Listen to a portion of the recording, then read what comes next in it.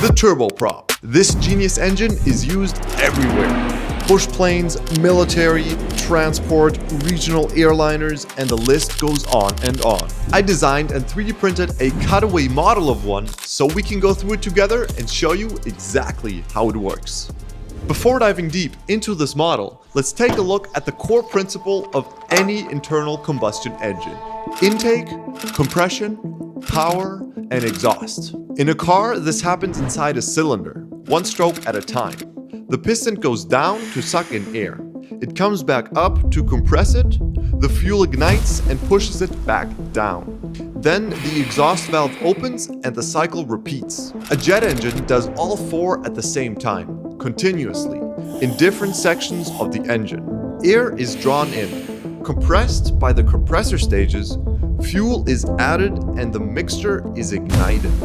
The hot, expanding gas spins the turbines on its way out, and those turbines are connected to the compressors, keeping the cycle running. What's left exits as thrust. A turboprop is a jet engine, but instead of using its exhaust for thrust, it uses it to spin a propeller. That's the core concept. Now let's have a closer look. This is a model of the most popular turboprop engine, the Pratt & Whitney PT6. Used on aircraft such as the Pilatus PC-12, King Air, and even military aircraft such as the Super Tucano.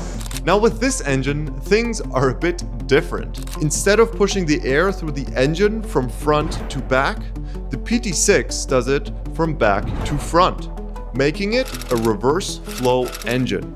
Again, we start with the intake, followed by compression, power, and exhaust. Air enters through the inlet duct below the prop. It gets channeled to the back of the engine where you'll find a steel screen that catches the breeze. It continues onward to the compressors. There are 4 axial compressor stages, each followed by a set of stationary vanes called stators. Then it hits a centrifugal compressor. This is the same concept as a turbocharger in your car. At the end of the stage, the air has reached a staggering 300 degrees Celsius and 10 bar. In this small section of the engine, we now have compression. Now we move into the power phase.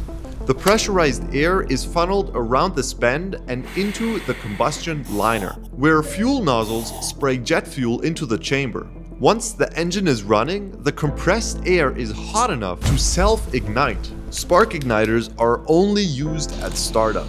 The hot gas then accelerates around this bend through the stator vanes and onto a single-stage axial turbine. This is the compressor turbine, driving the entire compressor section. You can think of it kind of like a windmill. They are connected via a shared shaft, spinning at a mind-blowing 39,000 RPM. That is 650 revolutions a second. The compressor eats up about half of the energy from the hot gas.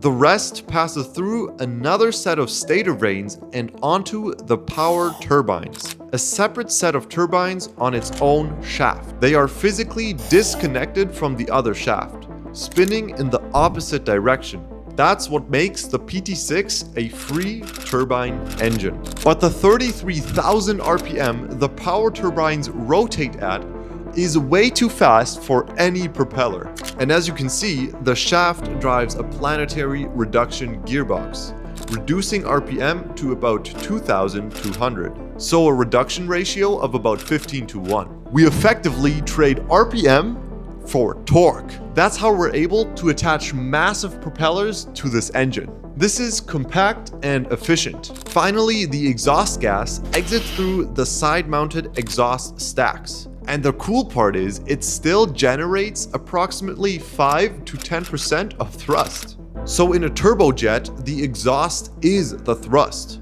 Whilst in a turboprop, you intentionally extract as much energy from it to spin a propeller. This exact model is free to 3D print on MakerWorld. I'll leave a link below. If you're like me and get excited about aircraft engines, this channel is where we go deep. This is just the beginning. Subscribe so you don't miss it. I hope you were able to take away something from this video or just found it entertaining. All right, look at that timeline. I've been sitting at this For probably 5 days straight, I had to learn to do those animations, and I probably look like I have sat there for 5 days straight as well. As always, I hope you have a fantastic day, and I'll catch you in the next project and the next video. Peace.